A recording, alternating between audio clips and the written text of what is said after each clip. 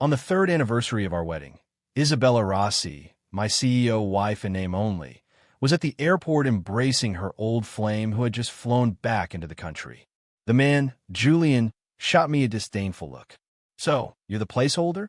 Isabella's voice was cold as ice. "Know your place, Nathan." I was screaming with joy on the inside. The story was finally hitting its climax. The money was practically in my hands. I threw an arm around my stunned brother-in-law, Leo Rossi, and flashed a brilliant smile. "Let's go, Leo. Your big bro is taking you to the best wellness club in the city to celebrate my return to single life." Isabella and Julian were frozen on the spot.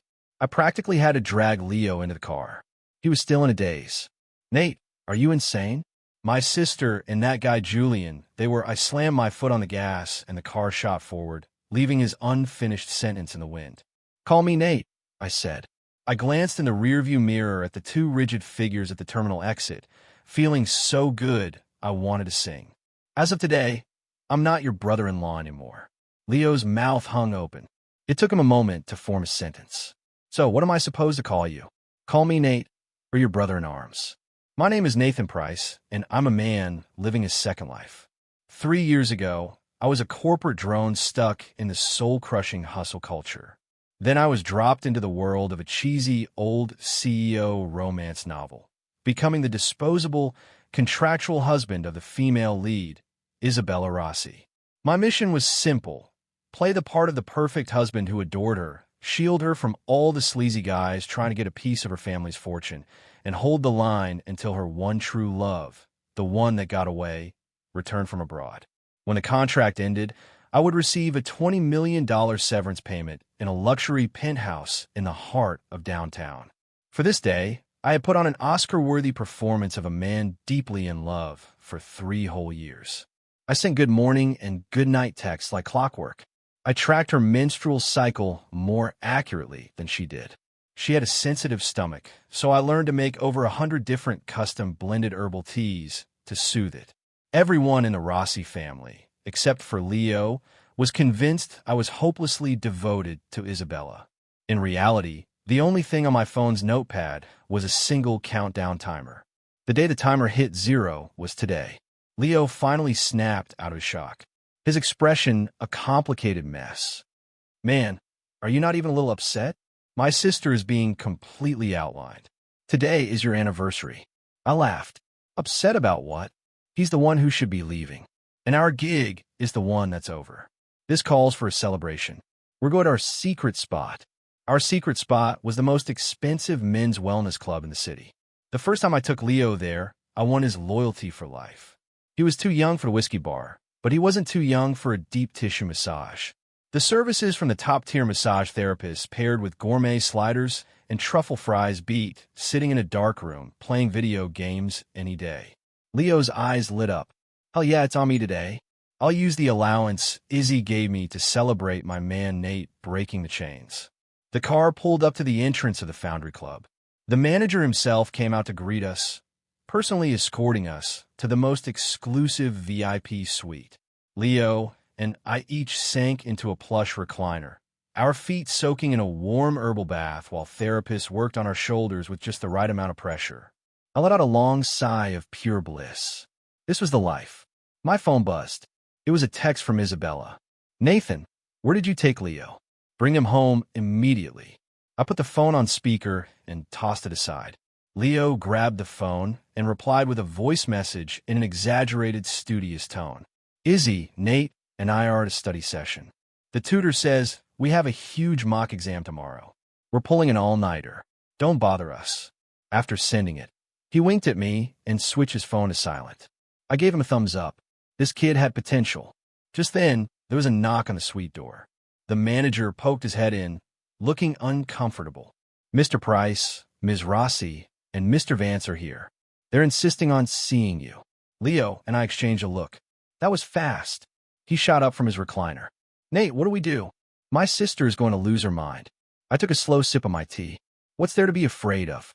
Let them in. I was curious to see what she was planning. The door swung open and Isabella and Julian Vance walked in.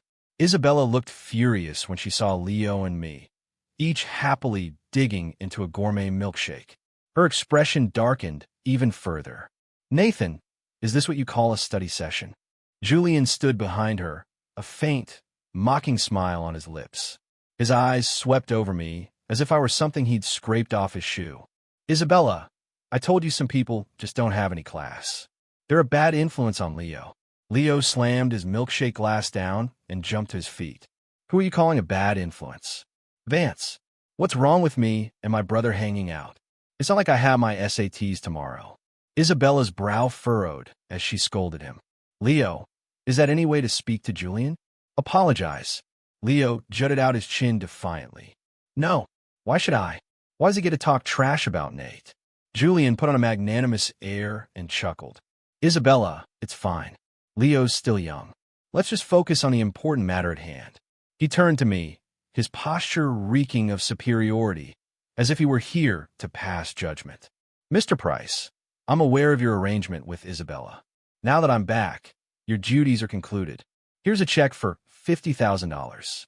Consider it a personal bonus from me for your troubles. I suggest you take the money, leave quietly, and stop bothering Isabella." He slid a check across the table toward me, his gesture casual and arrogant. I didn't even look at it. I looked at Isabella. "Is this how you feel, too?" Isabella avoided my gaze, her voice frigid. "What Julian said goes for me, too. Nathan, this was always a business transaction, and now the transaction is over. You'll get the money you're owed. My lawyers will see to it that the contract is honored down to the last penny. As for the $50,000, just take it. Consider it payment for your hard work these past 3 years. A dismissive little hard work. That's all my 3 years of dedication were worth." I smiled, picking up the check and twirling it between my fingers. Then, right in front of them, I ripped it in half, then ripped it into quarters. I casually tossed the pieces into a nearby trash can. Julian's expression changed instantly. "What the hell is that supposed to mean?" Isabella was also stunned. I stood up and walked over to them. I was a good half-foot taller than Julian. I clapped him on the shoulder, not so gently. "Mr. Vance, you got 2 things wrong. First, my contract with Isabella Rossi is black and white. $20 million in a penthouse suite. You think you could buy me off with $50,000? Are you kidding me? Second, you think I actually want to be with your girl?" I turned to Isabella, my smile widening.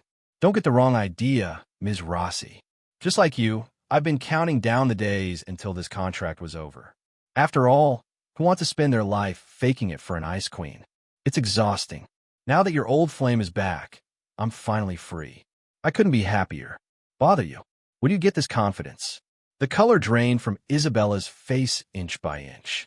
She had probably never imagined that the man she saw as a pathetic soul who lived and breathed for her would ever say something like this. Isabella's lips parted as if she wanted to say something, but no words came out. Julian's expression was beyond furious. He looked as if he'd been deeply insulted. "Price, don't push your luck. You're nothing but a kept man living off the Rossis. Well, why do you have to run your mouth?" Before I could respond, Leo exploded. He lunged forward, ready to throw a punch, but I grabbed his arm. "Leo, don't waste your time on a rabid dog." I gave his back a calming pat, then turned to Julian, my smile unwavering. "You're right, Mr. Vance. I was kept by the Rossis, but I held up my end of a contract, and I'm taking my payment and walking away. It's all above board. Not like some people who hide behind the title of the one that got away while their eyes are filled with dollar signs. Anyone who didn't know better would think you were just after the Rossi family fortune." Julian's pupils contracted. My words had clearly hit a nerve. He took a deep breath, forcing down his anger and turning to Isabella with a wounded expression. "Isabella, you hear the garbage he's spouting? I gave up my entire career for you. Is this really the kind of person you think I am in your heart?" As expected, Isabella's heart went out to him. She immediately turned on me, her eyes as sharp as daggers. "Nathan, that's enough. Apologize to Julian right now." I raised an eyebrow. "Apologize? What for? For tearing up his insulting check or for telling the truth?" Isabella's voice was laced with suppressed rage. I said, "Apologize. If you don't, you won't see a single cent of that $20 million threatening me with money."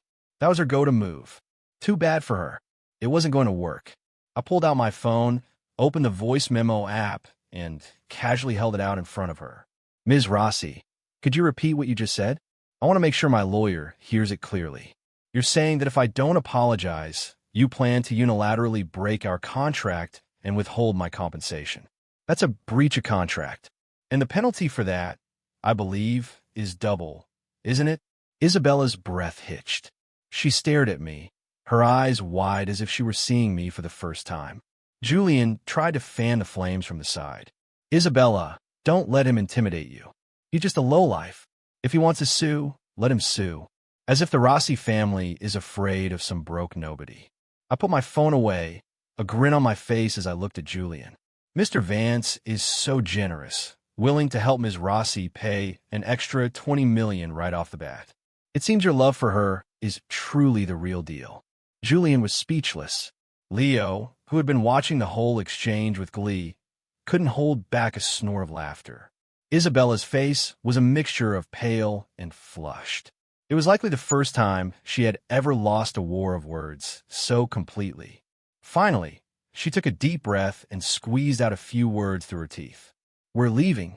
She turned and stormed out without another glance in my direction. Julian shot me one last venomous glare before following her. Silence returned to the suite. Leo rushed over and gave me a massive bear hug. Nate, you were awesome. You should have seen my sister's face. She looked like she'd swallowed a fly. I patted his back. Standard procedure. Come on. The therapists are waiting. Let's get back to it. But Leo held on, his face lit with excitement. Nate, what's your plan now? Are you really going to sue my sister? I settled back into my recliner. Why waste time with a lawsuit? Your sister is all about appearances. She was completely cornered by me today. She'll be too furious to sleep tonight. Tomorrow she'll have her lawyer send me the money and the deed to the penthouse. She can't afford the public humiliation. Leo nodded, half understanding. So, what happens after you get the money? What are you going to do? I closed my eyes, enjoying the massage therapist's skilled hands, a smile playing on my lips. Get the money, start a business, and live my best life. And in the meantime, enjoy the show. Leo was curious. What show? That so-called one that got away of your sisters is bad news. She's let the wolf into the hen house.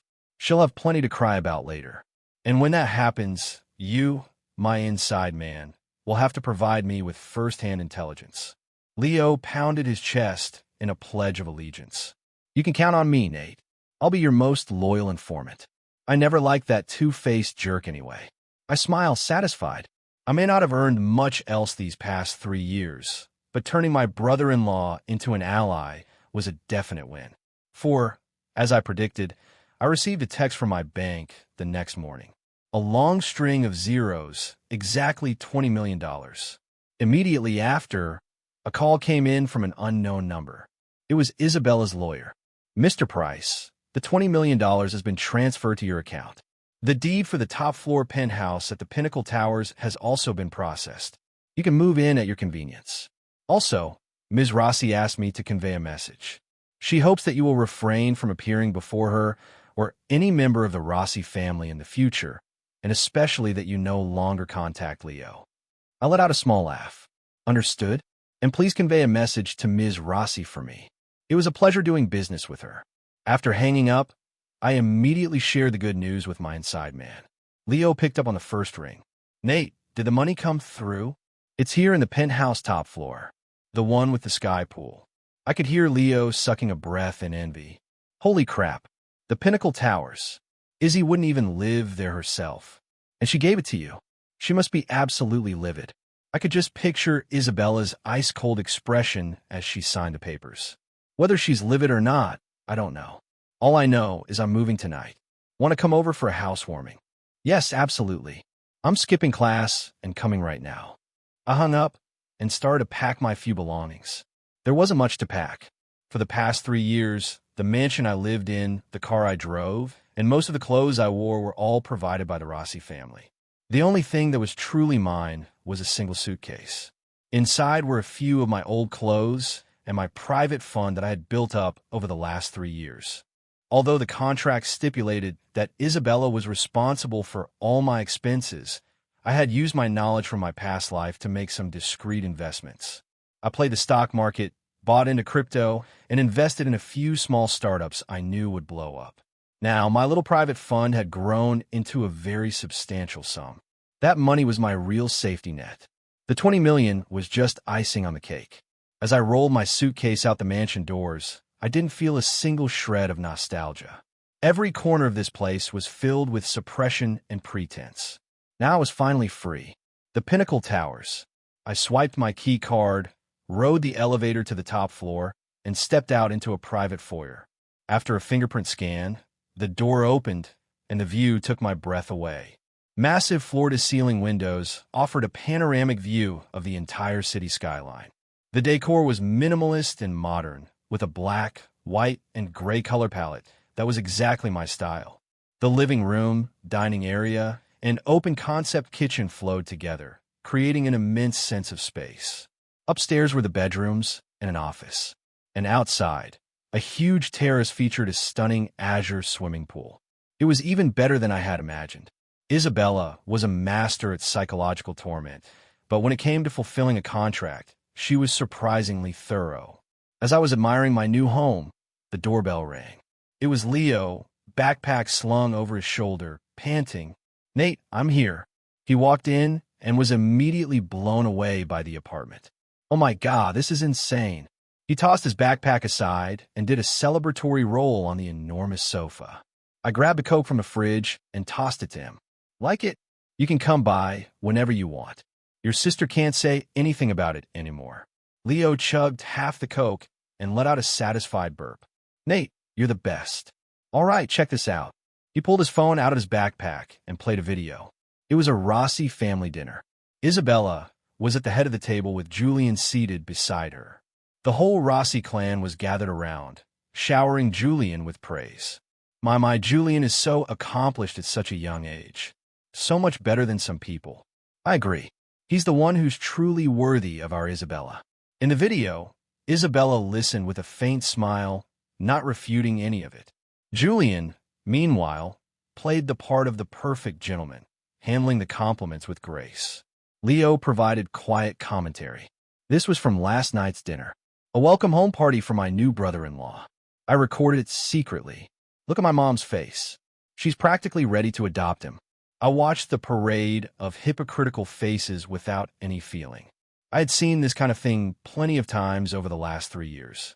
But as the camera panned across a corner of the room, I paused. In that corner sat a high-end electric tea maker. It was a birthday gift I had given Isabella once. At the time, she hadn't even glanced at it before telling the maid to put it away. I was surprised she had kept it. Leo noticed my gaze. "Oh, that thing. My sister's stomach was hurting yesterday, and my mom told her to drink some hot water, so she had the maid bring it out. But then Julian said it was too tacky and beneath her, so he made my sister throw it out." The video ended with a shot of a maid dropping the tea maker into a trash can. I turned off the video, my expression calm. "It's fine. It wasn't worth much anyway." Leo looked at me, asking carefully, "Nate, are you okay?" I smiled and ruffled his hair. "Why wouldn't I be? It was just a stupid tea maker. Come on, I'm taking you out for a proper meal to celebrate the new place." I felt nothing at all. I just silently made a new note in my phone. Emotional distress damages. At $10,000. I took Leo to a top-tier sushi restaurant. We had the freshest bluefin toro that melted in your mouth, creamy uni, and shrimp the size of your fist. Leo ate until he was stuffed, proclaiming it was the best meal of his life. "Nate, sticking with you is the way to go. My sister, eating with her is like going to a funeral. You can't eat this. You can't touch that. It's so boring." I placed a piece of Wagyu beef on his plate. "From now on, whatever you want to eat, I'll take you. On one condition, don't slack off on your studies. You're about to be a senior. Getting into college is a big deal." Leo puffed out his chest. "Don't worry, Nate. I've got it under control. As soon as I get into college, I'm coming to work for you." I laughed. "Sound good? I'll make you CEO." The meal was a huge success. After dropping Leo home, I began to map out my future. Step 1, register the company. I already had a name in mind, Momentum Media. I was on a build in MCN, an influencer management agency. Thanks to my memories from my past life, I knew that the short-form video and live streaming industries were about to explode. I had a goldmine of viral content ideas and knew of several creators who were destined to become superstars. Over the next few days, I was busy with paperwork, leasing an office, and hiring staff. Everything was proceeding smoothly. Leo became my #1 fan and primary informant. Every day after school, he would sneak over to my office, which was still under renovation, to give me the latest intel on the Rossi family. Nate, my sister gave Julian a VP position at the company today. Nate, Julian yelled at one of my sister's most trusted senior managers in a meeting today until she cried. Nate, Julian took my sister's pink Porsche out to go clubbing with some models. I listened to his reports, sipping my coffee and tapping away at my laptop. Everything Julian was doing was completely predictable. He was a classic case of a small man drunk on new power, eager to purge anyone who wasn't loyal to him and install his own people. Isabella was currently blinded by love, completely oblivious to his true nature. But I knew Julian's ambition didn't stop at vice president. He was waiting for an opportunity to create a scandal that would put both himself and Isabella in the spotlight. That opportunity came sooner than expected. The Rossi Group's annual anniversary gala. It was the company's most important event of the year, attended by all the major players in the business world. Leo delivered the intel in advance. Nate, at the gala, Julian is planning to do something big. I think he's going to propose to my sister in front of everyone. I put down the document I was reading. A proposal? There's more, Leo said, lowering his voice. I overheard him on the phone. He's also planning to publicly ruin you at the event. He said he's going to destroy your reputation so you can never show your face in this city again. My eyes narrowed. He wanted to come after me. Interesting. How is he planning to do that? Leo shook his head. I'm not sure about the specifics. He was being vague on the phone. Something about corporate espionage, leaking company secrets, that kind of thing. I understood instantly. It was a classic trope from the CEO novel playbook. The second male lead frames the disposable ex-husband to make the female lead completely give up on him, clearing the way for himself. It was cliché, but effective. Unfortunately for him, he had picked the wrong target. I looked at Leo. Leo, you need to play a little game. Leo's eyes lit up. What kind of game? On the night of the gala, I need you to... I leaned in and whispered a few instructions in his ear. Leo's eyes widened with excitement as he listened, nodding enthusiastically. Nate, that plan is devious. I love it. I clapped him on the shoulder. Do this for me, and I'll get you the latest high-end gaming laptop after you graduate. You got a deal. After Leo left, I made a phone call. Hey, Mr. Cohen, it's Nathan Price. I've got a business proposition for you. The Rossi Group's anniversary gala was held at the most luxurious 5-star hotel in the city.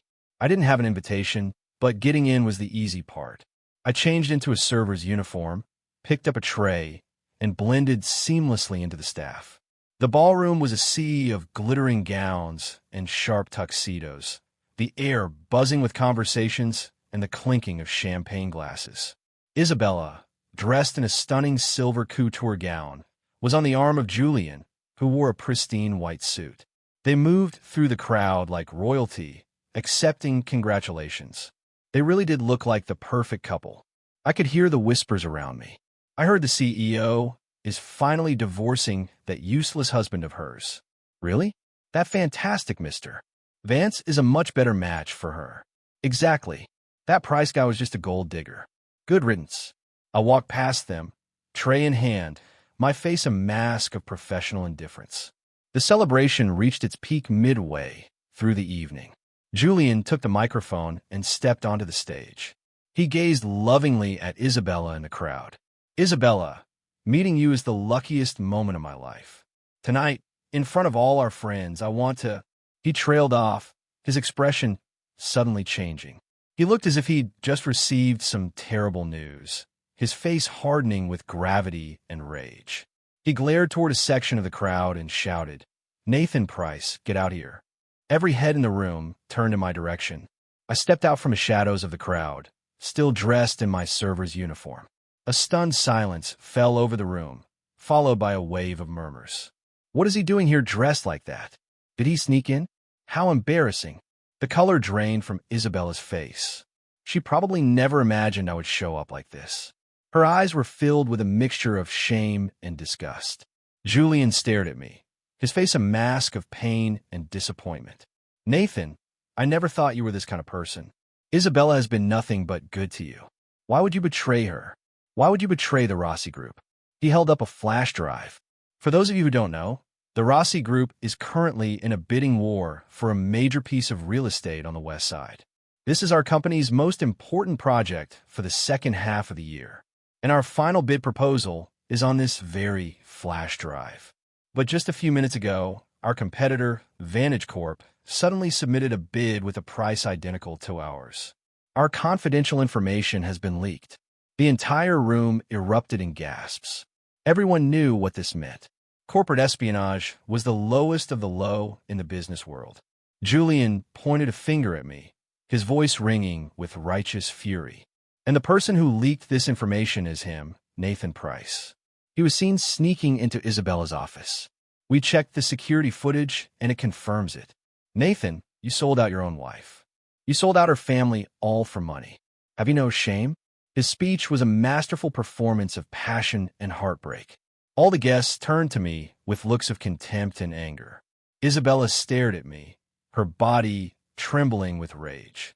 Nathan, her voice was so cold it could have frozen a room. Is what he's saying true? She didn't even give me a chance to defend myself.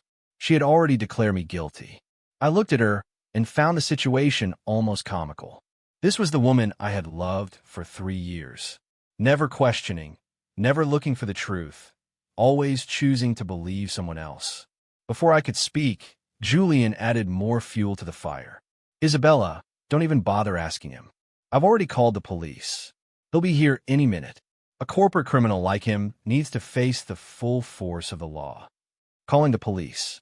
That was an unexpected twist. It seemed he was trying to bury me for good. Isabella closed her eyes. When she opened them again, they were filled with nothing but cold resolution. She walked up to me and slapped me across the face. The sharp crack echoed through the ballroom. A collective gasp went through the crowd. My cheeks stung, a fiery heat spreading across my skin. But I didn't move. I just watched her quietly. Isabella, I never thought you were this kind of person. She pointed to the door, her voice trembling with emotion. Get out now. I never want to see you again. From this day forward, you have nothing to do with me or the Rossi family. Every word was a knife. All around me, guests were pointing and whispering. What a thankless snake. Miss Rossi must have been blind to ever get involved with someone like that. Serve him right. You should get lost.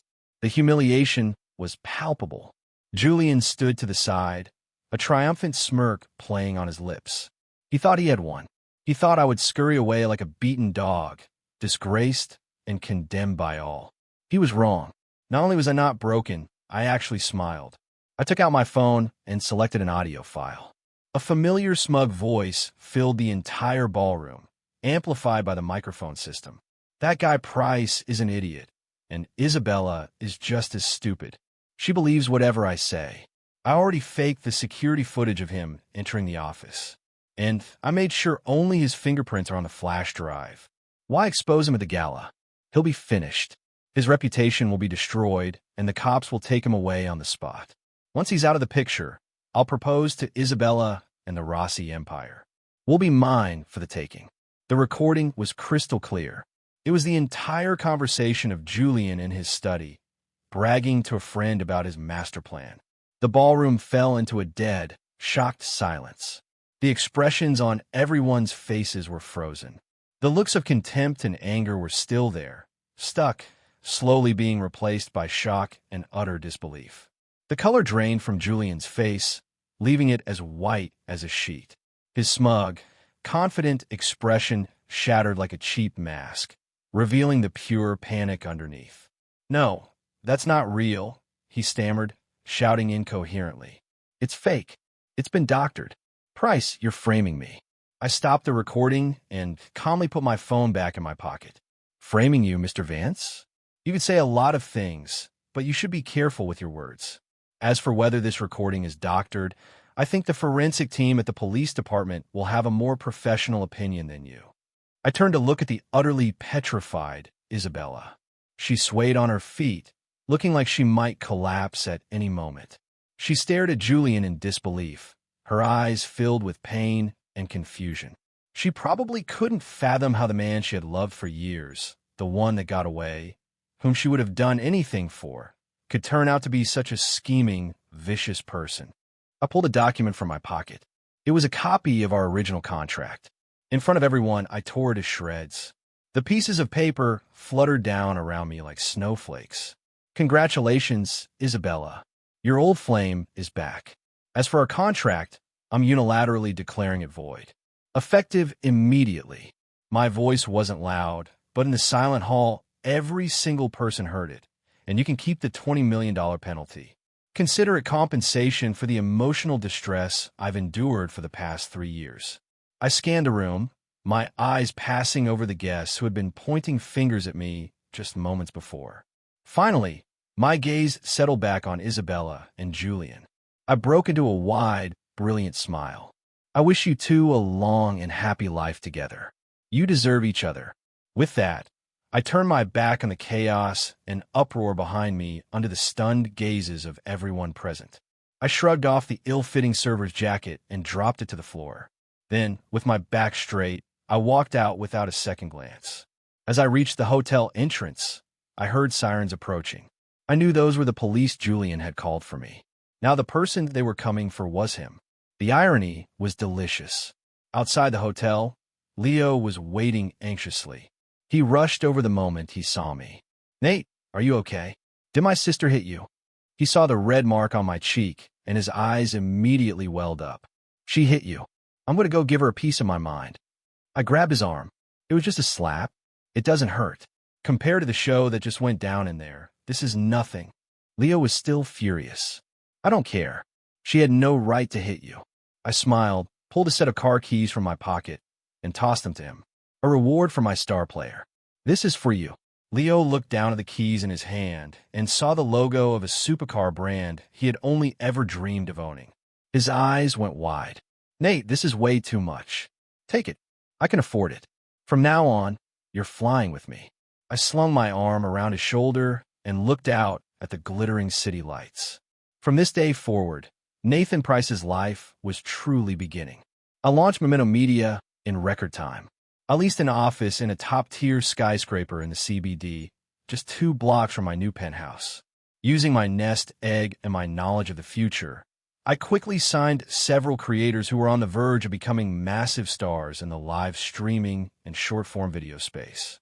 One was a struggling gamer, a technical genius with the social skills of a rock. Another was a talented singer and artist trapped in a dead-end contract with an MCN that was exploiting her. And the third was a comedian who would one day go viral with a series on parenting in reverse. Right now, they were all nobodies, but I knew they were diamonds in the rough, just waiting for a chance to shine. The day Leo finished his final high school exam, he skipped his graduation trip and showed up at my company with a suitcase. I gave him the title of executive assistant to the CEO, which really just meant he was my driver and gopher. But the kid was bursting with energy, attacking every task like his life depended on it. The company was in its infancy, and we were building it from the ground up. My team and I worked around the clock, creating tailor-made content and marketing strategies for our talent. Soon, our hard work started to pay off. The gamer, under the new persona of the brutally honest trash talker that I designed, quickly blew up on the platform with his insane skills and witty commentary. His follower count shot past 1 million within a month. For the singer, we produced a series of high-concept music videos with a classic, elegant aesthetic. Paired with her ethereal voice, she became the platform's new goddess of soul. With a single video racking up millions of likes, the company was finally on solid ground, and the revenue was climbing steadily. Meanwhile, things weren't going so well for the Rossi family and Julian Vance. Julian, thanks to a team of expensive lawyers hired by the Rossis, managed to avoid jail time for attempted corporate sabotage, but his reputation was utterly destroyed. He became a laughingstock in the business community. The scandal also severely undermined Isabella's authority at her company. More importantly, she had finally seen Julian for who he truly was. I heard they had a massive fight after the gala and broke up for good. Julian was kicked out of the Rossi mansion. Leo told me Isabella was in a very bad way during that time, locking herself in her room and refusing to see anyone. Her stomach problems came back with a vengeance, and she was suffering from insomnia. Without me there to make her warm breakfasts and soothing teas, without my consistent goodnight texts, her life had apparently fallen into disarray. Leo said, "Nate, I think my sister regrets it. She asked me yesterday how you were doing. I was reviewing the company's financial reports and didn't look up. What did you tell her?" "I told her you were doing amazing, that your company was taking off, you were surrounded by beautiful women, and you were about to conquer the world. I said you'd forgotten she even existed." Leo's tone was full of pride. I lifted my head and glanced at him. "Good work. Your bonus is doubled next month." Leo grinned. "It's not about the bonus, Nate. I honestly think my sister deserves this. The way she treated you. It's too late for regrets now." I didn't say anything, just went back to the reports. Regrets? Maybe, but what did that have to do with me? Our contract was over. I had already turned a new page in my life. She was still stuck in the past. One day, to generate buzz for a new charismatic female streamer I had signed, I orchestrated a scandal.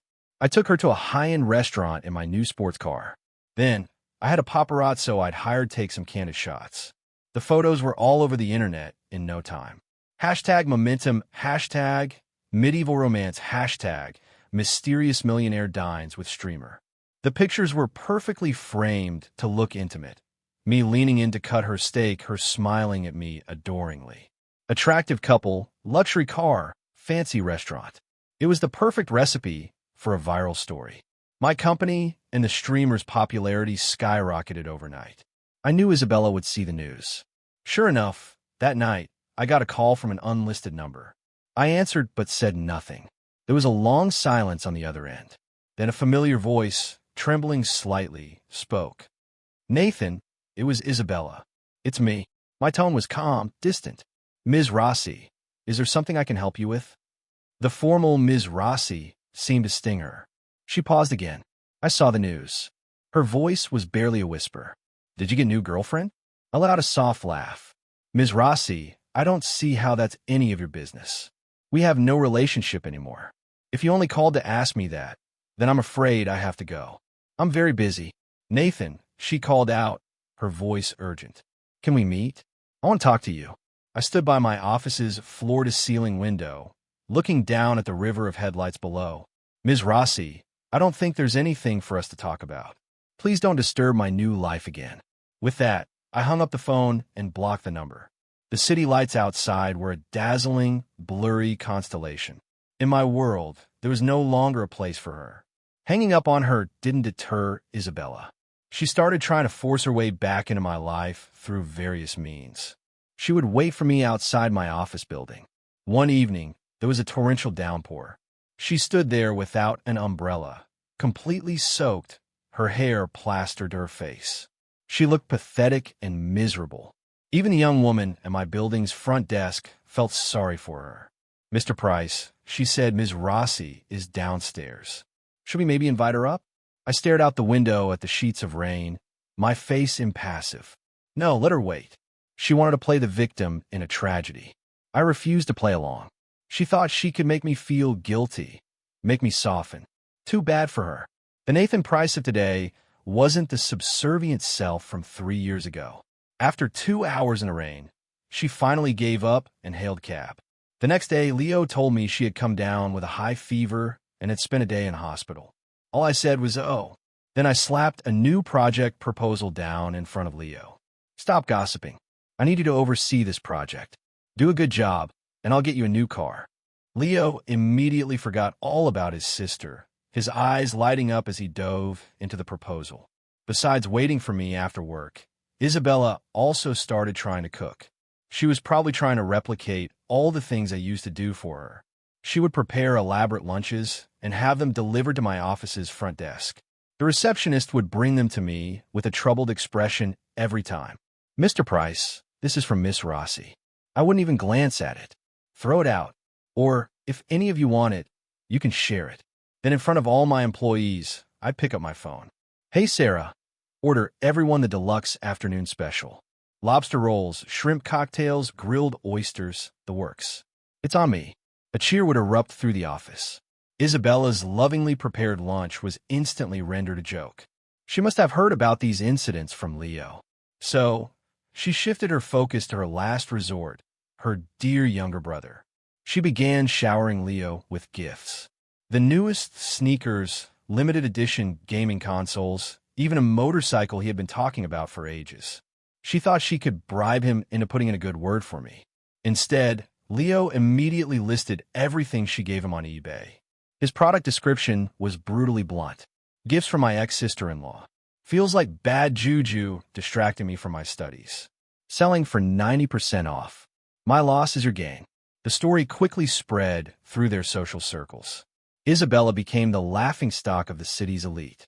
The powerful CEO dumped by her ex-husband, now publicly humiliated by her younger brother in her desperate attempts to win him back. I heard about it at a business dinner. I was in the middle of a lively conversation with several investors. When I heard the news, I just smiled and raised my glass. Gentlemen, shall we continue our discussion about that series of funding? In the world of business, there's no room for pity, only for profit. Isabella's humiliation only made me seem more valuable. As I expected, the investors who had been on the fence were now looking at me with newfound respect. A man who could make the great Isabella Rossi gravel was clearly a man of considerable power and ability. By the end of the dinner, I had secured $30 million in a series of funding. My company was leveling up. Meanwhile, Julian Vance, having failed in the business world, was getting desperate. He found out that my company was planning a large outdoor festival for streamers and their fans. He bribed several event staff members to tamper with the electrical equipment, hoping to cause a major accident. He wanted to ruin me, ruin my company, ruin everything I had built. Unfortunately for him, he seriously underestimated me. I had anticipated he wouldn't go down without a fight. So, I had installed top-of-the-line security and surveillance systems in my company and for all my projects. Julian and his hired hands were caught on high-definition cameras. Their clandestine activities in the utility room were captured in perfect clarity. I didn't expose them right away. I waited until they had everything set up. Then I called the police. When the officers arrived, they caught them red-handed with irrefutable evidence against him. Julian had no way to talk his way out of it this time. Intentional destruction of property endangering public safety. He was facing serious prison time. To protect its own reputation, the Rossi family immediately issued a public statement, completely severing all ties with Julian Vance. And just like that, the once admired, one that got away became a social pariah, his name dragged through the mud. Julian's spectacular downfall seemed to be the final straw for Isabella. She finally understood what kind of man she had thrown away and for whom. She had lost more than just a contract husband. She had lost someone who had once cherished her, who had genuinely and sincerely cared for her. Her desperate campaign to win me back entered its most intense phase. She abandoned the petty, embarrassing tactics. She started leveraging the Rossi family's resources to help my company both openly and behind the scenes. She introduced me to clients, helped me pull strings, and even publicly endorsed Momina Media in a Rossi Group board meeting, expressing her hope for a strategic partnership. She humbled herself completely, lowered herself to the dust. Everyone in our circle saw it. The great Isabella Rossi was dead set on getting her ex-husband back. Many people started to envy me. They thought I was a master of playing hard to get. All I had to do was nod, and I would have it all. The woman, the fortune, a shortcut to the very top. Even Leo started to waver. He asked me cautiously one day, "Nate, my sister, she's been having a really rough time. The old guys on the board, they see she's a woman, and without Julian to back her up, they've started to disrespect her. She's fighting battles on all fronts, and the pressure is immense. I've caught her crying in her study late at night more than once. Maybe you could just give her a chance." I was polishing a new fishing rod. I paused and looked up at Leo. Leo, have you forgotten how she treated me? That slap in front of all those people. Have you forgotten? The way she instantly believed I was a corporate spy, ready to hand me over to the police without a second thought. Have you forgotten that? Leo's face paled, and he looked down. I haven't forgotten, but I cut him off. No, but people in miserable situations often have themselves to blame. She chose this path. She has no one to blame but herself. And Nathan Price is not a recycling bin. I don't take back the trash. Leo didn't say another word. I knew he was just having a moment of weakness, of pity for his sister. But my heart, which had been frozen solid by Isabella's coldness 3 years ago, was never going to thaw. It was another rainy night. Lightning flashed, and thunder rolled as wind and rain battered the city. I had just finished a video conference and was about to head home. Downstairs in front of the building, I saw that familiar figure again. Isabella was standing under the awning by the main entrance, without an umbrella. The wind whipped rain against her trench coat, tangling her hair. She looked even more haggard than the last time, her face as pale as a sheet of paper. Her eyes lit up when she saw me, like a drowning person spotting a piece of driftwood. She walked toward me, her lips purple from the cold. Nathan. I stood my ground, watching her approach. She stopped in front of me, rainwater tracing paths down her cheeks. It was impossible to tell if it was rain or tears. Can we talk? She asked, her voice pleading. A few of my employees who were leaving late walked by, whispering and pointing at us. I frowned. I had no desire to star in a primetime soap opera in front of my office. I looked at her, shivering in the cold, and felt a flicker of pity, but that flicker was quickly extinguished by logic. I sighed, took off my coat, and draped it over her shoulders. Then, in a tone so neutral it bordered on cold, I said, "Come inside." A massive wave of hope ignited in Isabella's eyes. She thought I was finally giving in. She thought I was finally coming back to her. She looked at me and nodded vigorously, following me into the building. She didn't see the icy smile that crossed my face the moment I turned away. Isabella, the show is just getting started. I led Isabella to my office. I turned on the heat and poured her a cup of hot water. She cupped the mug in her hands, which were still trembling. Whether from cold or excitement, I couldn't tell. She sat on the sofa, looking anxious and small, like a child who had done something wrong. It was a stark contrast to her usual persona as the untouchable high and mighty CEO. "Thank you," she said softly. I didn't reply. I sat in my chair across from her and simply watched her. My silence seemed to make her uncomfortable, and she didn't seem to know what to say. The only sound in the office was the quiet hum of the heater. The atmosphere was thick with awkwardness. Finally, she broke the silence. "Nathan, I'm sorry." She looked up, her eyes red-rimmed. "Before, I was wrong. I shouldn't have treated you that way. I shouldn't have distrusted you. I regret it." As she spoke, tears began to fall. "I know it's too late to say any of this now, but can you please just give me one more chance? Can we start over? Please." She was a picture of heartbreak, a damsel in distress. If this had been me 3 years ago, seeing her like this would have shattered my heart. But now I felt nothing. In fact, I found it almost amusing. A little too little, a little too late. I didn't answer her right away. I just sat there watching her performance. When her tears subsided and she had composed herself slightly, I finally spoke, my voice calm and even. "Ms. Rossi, do you really think there's any possibility for us?" My tone was flat, betraying no emotion. Isabella seemed taken aback by the question. She answered eagerly, "Yes, of course there is. Nathan, I know I hurt you deeply, but I do love you. I only realized later that I have fallen in love with you a long time ago. Julian was just an obsession from my past. I see him clearly now, and the only one I want is you. If you're willing to come back, I'll do anything for you. I'll give you half of my shares in the Rossi Group. No, I'll give you all of them. Let's get married again, okay?" She grew more and more impassioned, even standing up as if to come toward me. I held up a hand, a gesture for her to stop. She froze, her face a mixture of hope and anxiety. I looked at her, at this pathetic version of the once proud woman, and any last shred of pity I might have had vanished. I smiled faintly. "Ms. Rossi, let's not get ahead of ourselves. You've been out in the rain. You should get cleaned up. I'll have my assistant find you a change of clothes. Then I'll take you home." My tone was surprisingly gentle. The hope in Isabella's eyes burned brighter.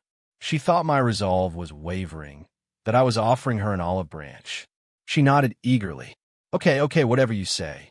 I called my assistant and asked her to take Isabella to the lounge to get changed. As I watched her leave, the gentle expression on my face vanished, replaced by a cold, hard mask.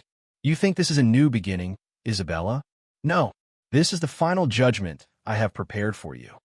An hour later, an exclusive dinner for major investors, held at the city's most elite private club, I arrived with Isabella on my arm.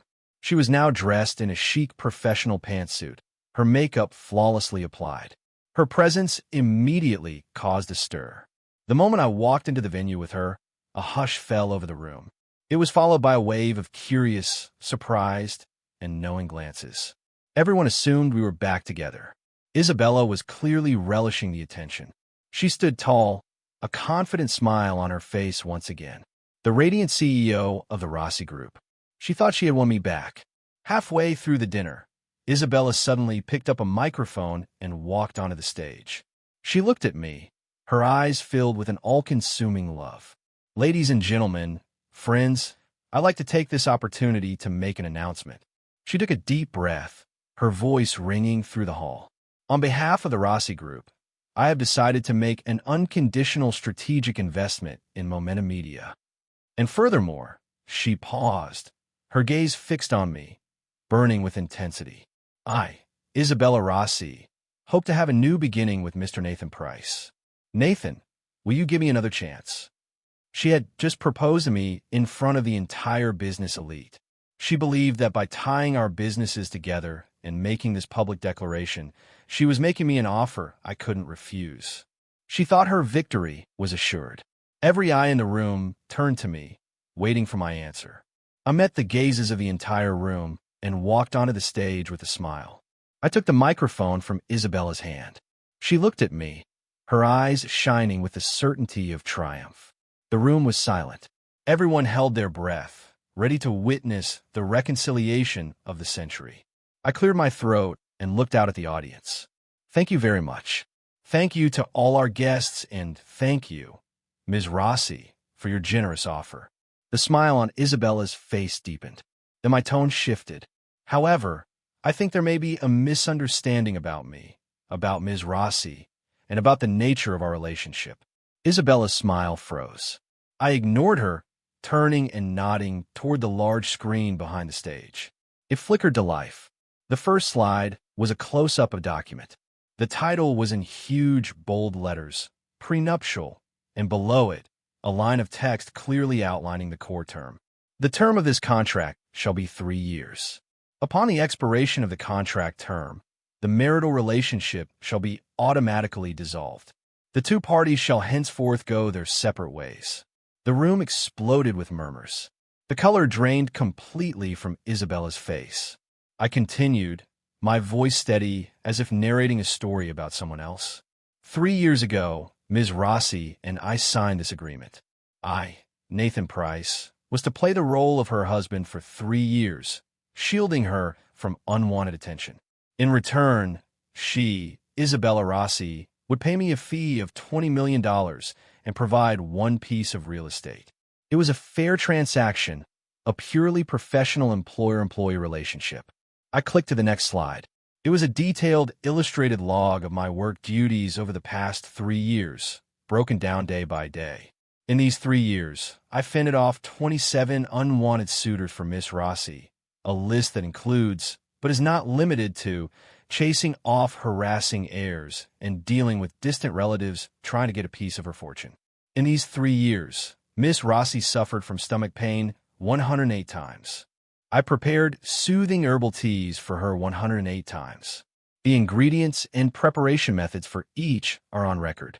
In these 3 years, during her brother Leo's most rebellious phase, I spent over 500 hours playing video games with him and had hundreds of late-night talks, successfully guiding him from a potential high school dropout to a motivated, positive young man. All of this was part of my duty as a contract husband. I believe I performed my duties diligently and professionally. I turned to look at Isabella, whose face was now as pale as a ghost. And how, Rossi, did you repay my diligence? You repaid me with a silent treatment, with public humiliation, and with absolute unwavering distrust. When your old flame returned, you cast me aside like a piece of trash. When he framed me, you stood by his side, shamed me in public, and were fully prepared to let my reputation be destroyed and have me sent to prison. Miss Rossi, is this what you call love? If it is, then your love is both cheap and incredibly damaging. Isabella swayed, grabbing the podium to keep herself from collapsing.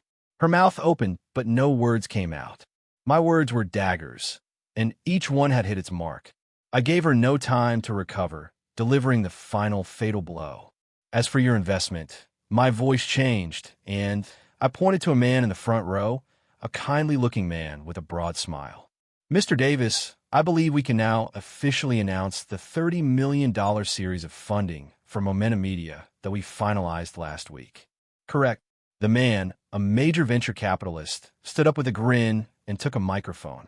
Of course, Mr. Price is a brilliant young entrepreneur, and Momentum Media has a boundless future.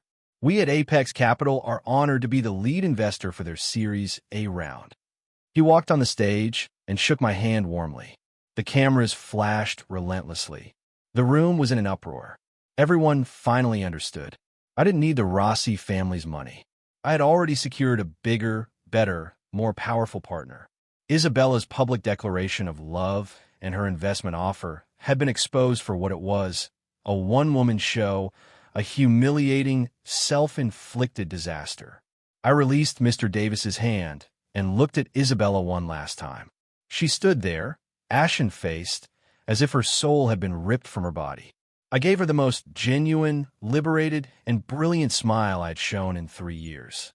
So, Miss Rossi, I said, thank you for your love, but in my world, there's no room for you anymore. I put down a microphone and walked off the stage. As I passed Leo, I stopped. Oh, by the way, I said, looking at my former brother-in-law, whose face was flushed with excitement and pure admiration. Leo, that new yacht I bought just got delivered. Want to go fishing tomorrow? Leo leaped out of his chair. You know it, Nate. I ruffled his hair, and without a single backward glance at Isabella, I walked out shoulder to shoulder with my best friend. Behind me lay the spectacular ruins of Isabella's grand romantic gesture. Ahead of us was a brand new world, vast and free, that was truly mine.